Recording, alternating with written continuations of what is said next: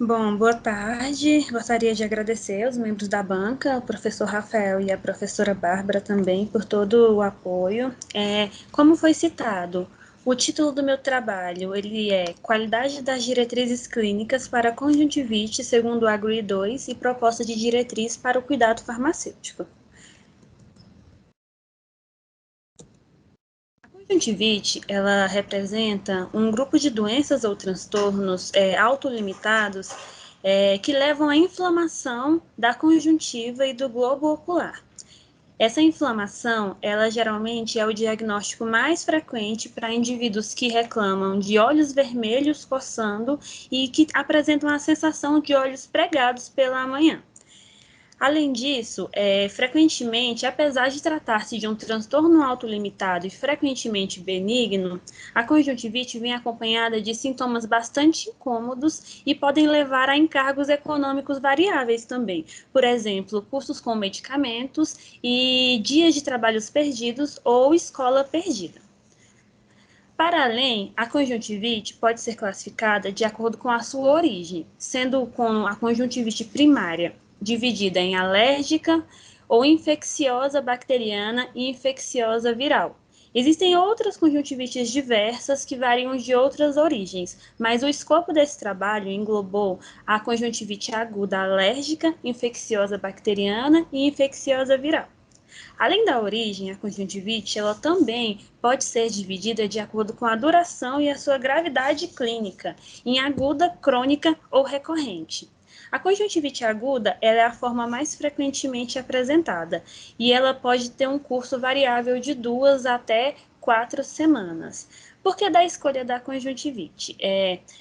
A conjuntivite ela é a queixa mais comum em cerca de 6 milhões de pessoas nos Estados Unidos. Então, a conjuntivite aguda ela afeta 6 milhões de pessoas no ano nos Estados Unidos. E no Brasil, em prontos socorros, ela é classificada como 30% das buscas e nas unidades básicas de saúde, 54%. A conjuntivite alérgica ela é causada por uma resposta imune a um alérgeno. Essa resposta imune ela vai desencadear uma cascata inflamatória linfocítica ou leucocítica. E a conjuntivite infecciosa ela é causada por diversos agentes. Ela pode ser causada por patógenos bacterianos, patógenos virais e até patógenos fúngicos. A contaminação por esses patógenos ela ocorre de forma externa à conjuntiva e a partir de locais adjacentes, e pode ocorrer também por transmissão sanguínea. Este trabalho ele foi dividido em duas partes. A primeira parte consiste em um artigo de avaliação intitulado Avaliação das diretrizes de prática clínica da conjuntivite, uma análise da qualidade e das propostas de tratamento, e a segunda parte, que é a proposta de diretriz para o cuidado farmacêutico da conjuntivite. Então, é observado que há essa necessidade de avaliar as diretrizes, porque a prática clínica, atualmente, ela vai de acordo com a saúde baseada em evidência. Então, dentro da saúde baseada em evidências, há a busca para a melhor decisão clínica para o paciente, e para isso são criados e aplicados protocolos de prática clínica. Então, inicialmente na literatura, buscou-se identificar os protocolos de prática clínicas referidos ao manejo da conjuntivite. Então, foi buscado nos sites PubMed, Biblioteca Virtual em Saúde, Crocane, Conitec e Medscape. E foram identificados 58 textos inicialmente. E posteriormente foi feita mais uma busca que identificou mais 26, totalizando 78 textos elegíveis para avaliação inicialmente. As buscas do trabalho ocorreram entre janeiro e agosto do ano de 2020. Então, as exclusões foram feitas inicialmente baseadas nos títulos, depois nos resumos e então na leitura íntegra dos textos. Inicialmente, também, os critérios de seleção dos protocolos de manejo clínico foram os seguintes: artigos ou diretrizes que contivessem recomendações não farmacológicas ou recomendações farmacológicas para o manejo da conjuntivite. Então, após toda essa avaliação de busca, seleção e elegibilidade, foram incluídos 10 textos para avaliação crítica da qualidade.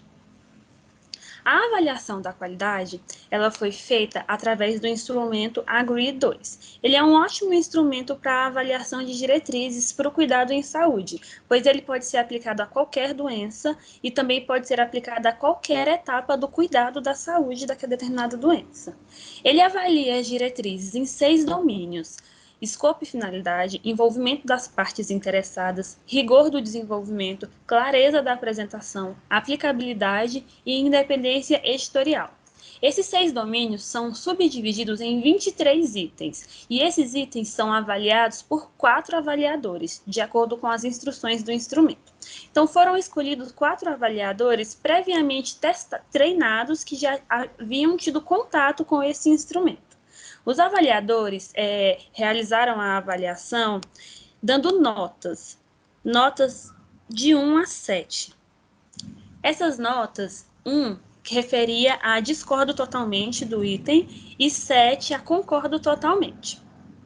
Em sequência dessas notas, quando foram recebidas, foi calculado a porcentagem de cada domínio para poder aplicar os critérios adotados para recomendação ou não recomendação. O instrumento AGRI, ele ainda não fornece critérios de recomendação ou não recomendação das diretrizes. Então, baseado nos textos e na literatura consultada, foi inferido que o item rigor do desenvolvimento, ele é o principal item que deve obter notas melhores. Então, o critério adotado para a elegibilidade foi o seguinte: as diretrizes que encontrassem 50% no item do rigor do desenvolvimento seriam consideradas recomendadas. E ainda, diretrizes que encontrassem de 30% a 50% no item rigor do desenvolvimento, desde que alcançassem outras 2 médias superiores a 50%, poderiam ser consideradas recomendadas com modificações. Foi avaliado ainda a estatística capa ponderada quadrática, a fim de avaliar o grau de concordância entre os avaliadores e também tornar mais validada e melhor a avaliação que foi realizada. Então, para a estatística capa ponderada quadrática, foram utilizados os números 1, 2 e 3. Então, foram substituídas as notas de 1 a 7 que os avaliadores forneceram, tendo 1 e 2 como considerados scores baixos, 3 e 5 intermediários e 6 e 7 altos. Após a substituição, foi feito o cálculo. E ainda, os critérios adotados para a estatística capa foram de que uma nota 0 seria uma concordância pobre, de 0 a 0,2 uma concordância leve, de 0,21 a 0,4 uma concordância razoável, de 0,41 a 0,6 uma concordância moderada, passando para substancial, e de 0,81 até 1 uma concordância quase perfeita. Como resultado, foi encontrado uma estatística capa ponderada quadrática de 0,51, que se enquadra em uma concordância moderada e bem aceita dentro dos artigos de avaliação. E ainda, como resultado, nós tivemos a elegibilidade para avaliação de 10 artigos. Dentro desses 10 artigos, 5 são originados dos Estados Unidos. Isso corrobora o dado que eu apontei inicialmente, de que 6 milhões de pessoas nos Estados Unidos são afetadas com a conjuntivite aguda.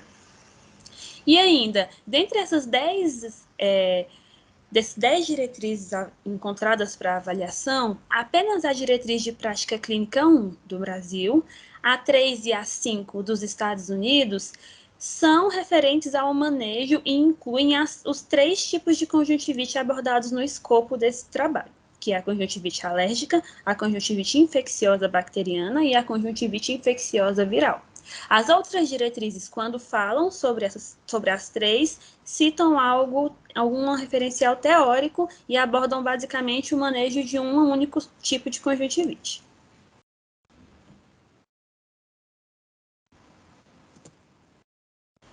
Como resultado da avaliação, conforme mencionado, foi calculado em porcentagem as notas avaliadas, calculando também a média geral de cada escopo.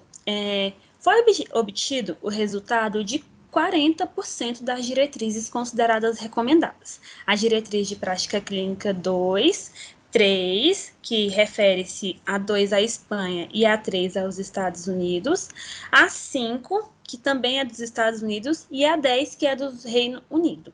Então, todas essas 4 diretrizes, elas alcançaram notas superiores ao rigor, a 50% no item rigor do desenvolvimento. Conforme vocês podem observar, destacado em amarelo, apenas a diretriz de prática clínica 1 do Brasil alcançou uma nota entre 30% e 50% no item rigor do desenvolvimento. Entretanto, ela só alcançou mais uma nota superior a 50%, que foi na clareza de apresentação.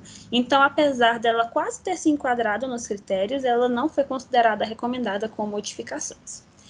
O item clareza de apresentação ele alcançou uma média geral de 80,3%, que é o item pontuado em roxo. Então, ele foi o item avaliado que apresentou a melhor média geral. E ainda, médias melhores individuais em todas as diretrizes avaliadas.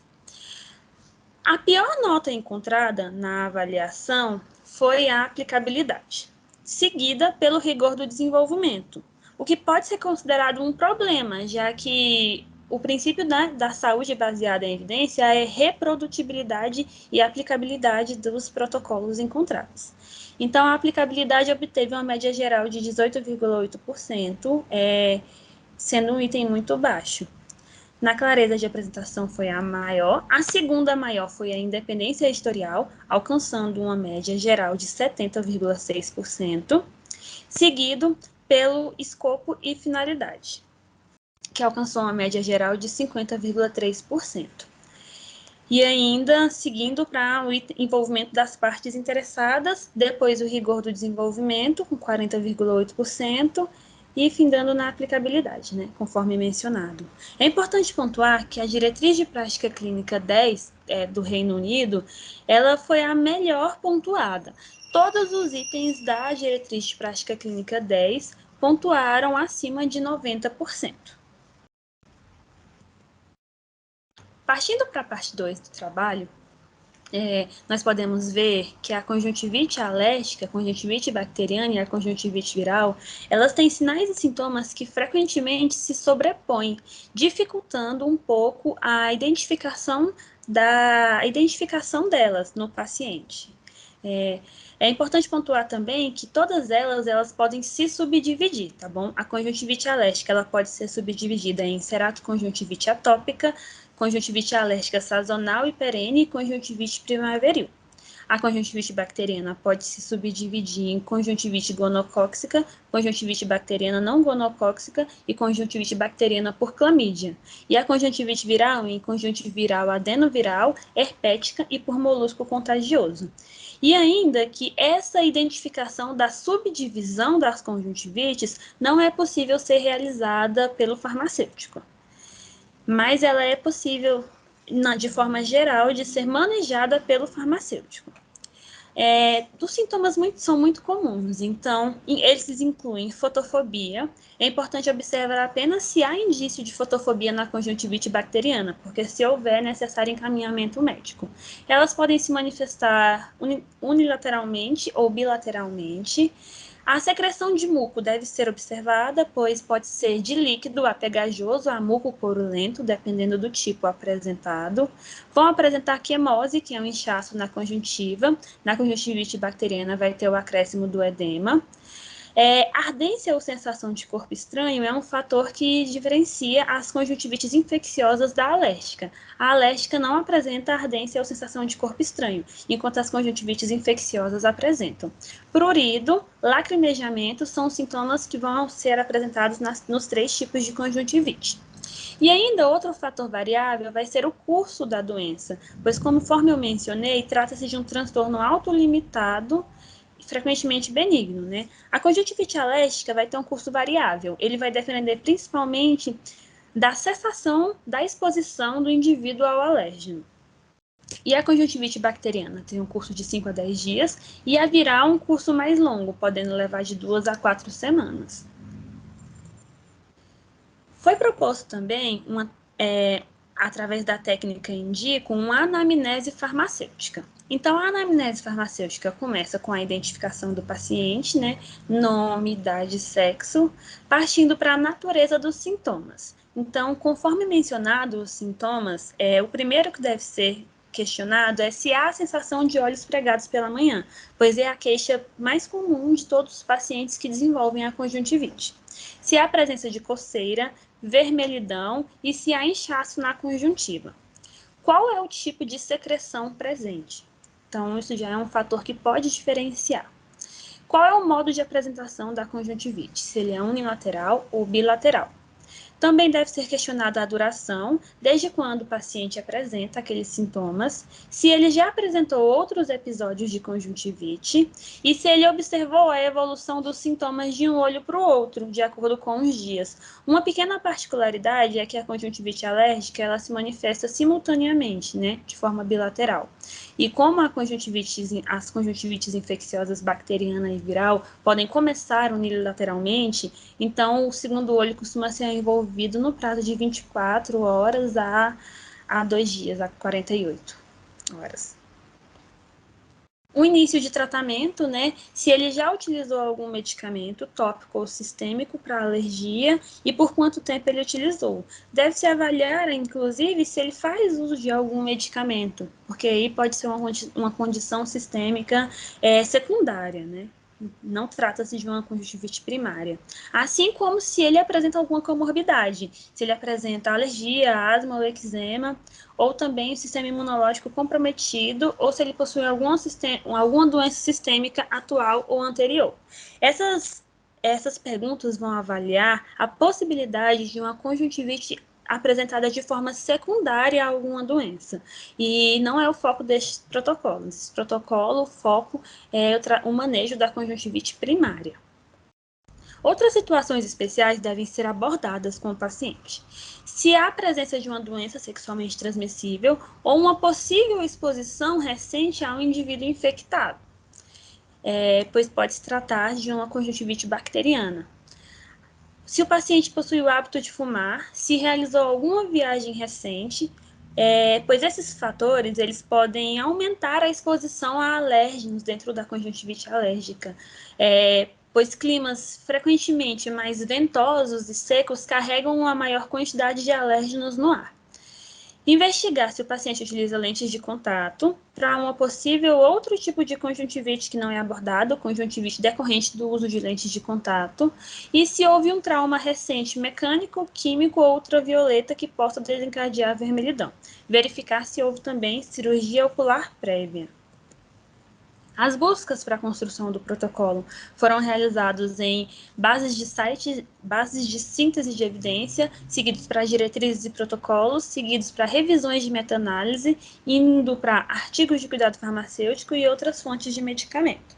Estes incluíram os sites do Dynamed, Medscape, BMJ, UpToDate, NICE, PubMed, BVS, que é a Biblioteca Virtual em Saúde, Crocane, Conitec e também sites, outras fontes de busca de medicamentos específicas, principalmente indicação, né, e contraindicação, o site da Anvisa e o Micromemes. Foram identificados inicialmente 1.208 textos, com 57 títulos duplicados. Então, seguiram para análise 1.151 textos. Inicialmente foram excluídos, baseados no título, 1.094 textos, sendo elegíveis para a leitura 58, né, a leitura do resumo. Depois da leitura do resumo, foram elegíveis para a leitura completa 26 textos. Posteriormente, foi identificada a necessidade de buscar mais dados relacionados à conjuntivite, dados estatísticos, basicamente. E aí foram encontrados mais 2 textos incluídos na revisão. Então, totalizando 28 artigos incluídos dentro da revisão sistemática.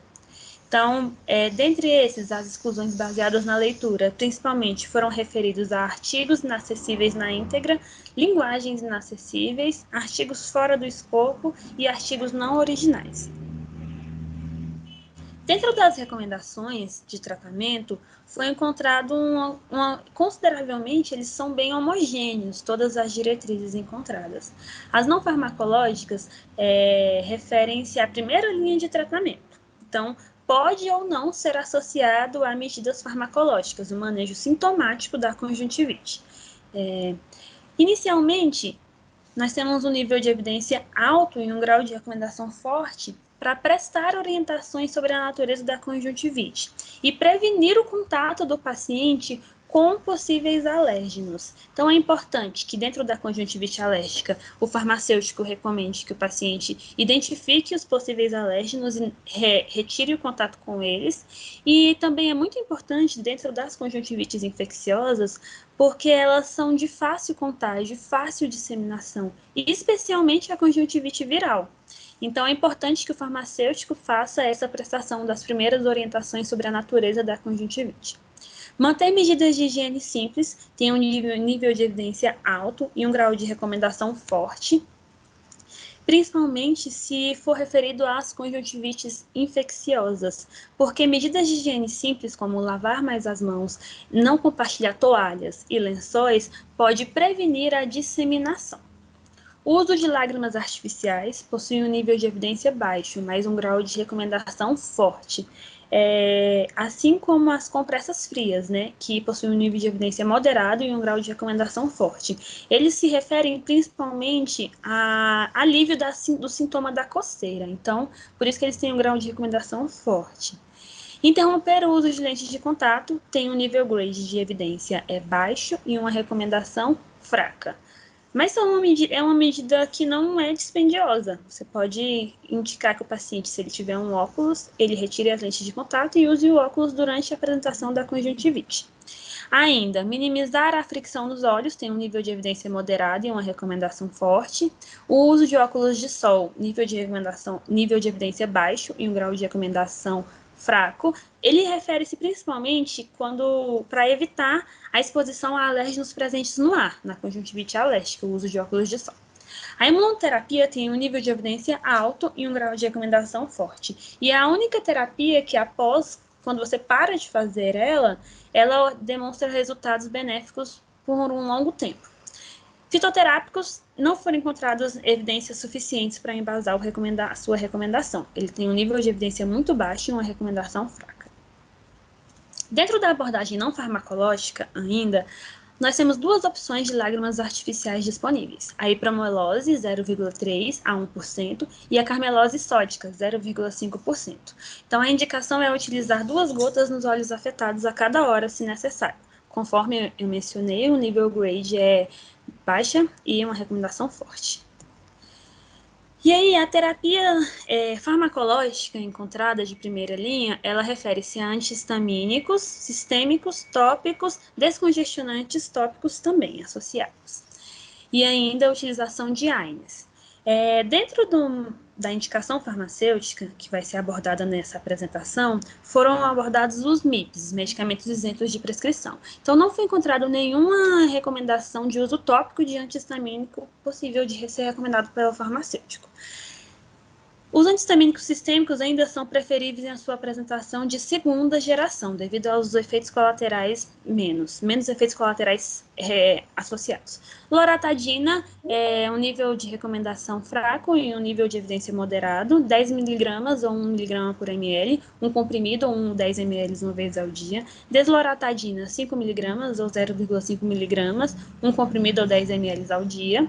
Cloridrato de fexofenadina, nós temos a apresentação de 60 mg, 120 mg, 180 mg ou em suspensão, 6 mg por ml. Utilizar 180 mg uma vez ao dia ou em doses fracionadas, 2,5 ml 2 vezes ao dia. E o preferível, o mais recomendado, é a combinação de antihistamínicos e descongestionantes tópicos. Essa opção é de venda livre. Ele tem uma alta evidência e uma forte recomendação. Tem muito menos efeitos colaterais associados a essa indicação. Então, nós temos o cloridrato de nafazolina e o maleato de feniramina. 0,025% e 0,3%. Utilizaram 1 a 2 gotas nos olhos afetados até 4 vezes ao dia. Não foi abordado na apresentação a dosagem em crianças, mas no trabalho escrito está abordado, porque o foco deste protocolo mesmo é o manejo em adultos.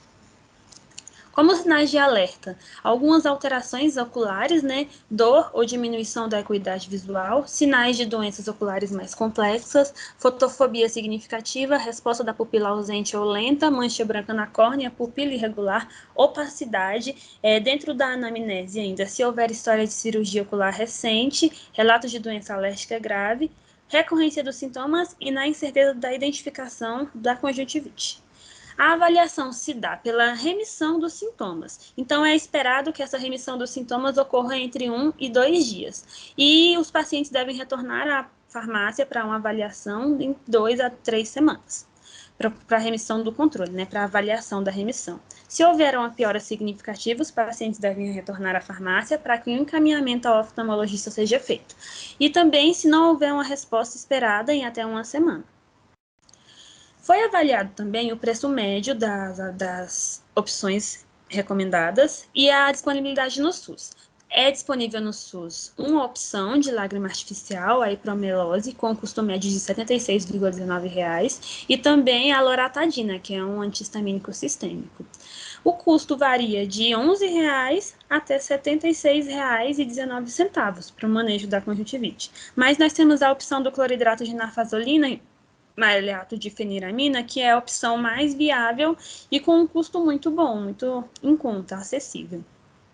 Esses dados foram retirados da Anvisa e da Renan. A diretriz brasileira, então, de forma geral, ela demonstra um bom potencial para futuras recomendações, pois, se comparado com as outras diretrizes avaliadas, ela apresenta as médias melhores. Então, após algumas revisões, fica acreditado nesse trabalho que ela vai ser considerada recomendada ainda.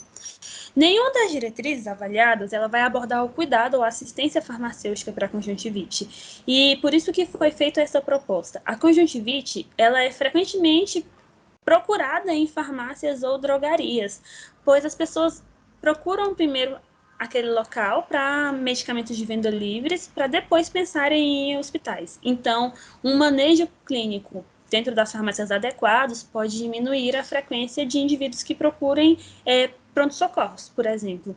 Mas, para isso, é notado que os estabelecimentos carecem de um maior preparo para o manejo da conjuntivite, pois não tem nenhum protocolo voltado para esse profissional. Então, a aplicabilidade ainda e o acompanhamento das intervenções devem ser considerados em avaliações de rotina, dentro das diretrizes avaliadas, pois, apesar das diretrizes terem sido consideradas como recomendadas, este item ainda pode melhorar a sua nota. Essa proposta ainda se encontra pendente de validação e publicação, mas as recomendações que foram baseadas são bem elaboradas e alinhadas e apresentam-se de forma uniforme. E, de acordo com tudo que foi citado, a carência de informações voltadas para o profissional farmacêutico para o manejo da conjuntivite, que é considerado um transtorno relativamente benigno, né, e bastante apresentado dentro da sociedade, justifica-se a criação deste protocolo, né? Então, os farmacêuticos precisam estar mais preparados para lidar com transtornos autolimitados, pois eles são buscados a todo tempo. Então, é isso. Era isso que eu queria passar. Obrigada.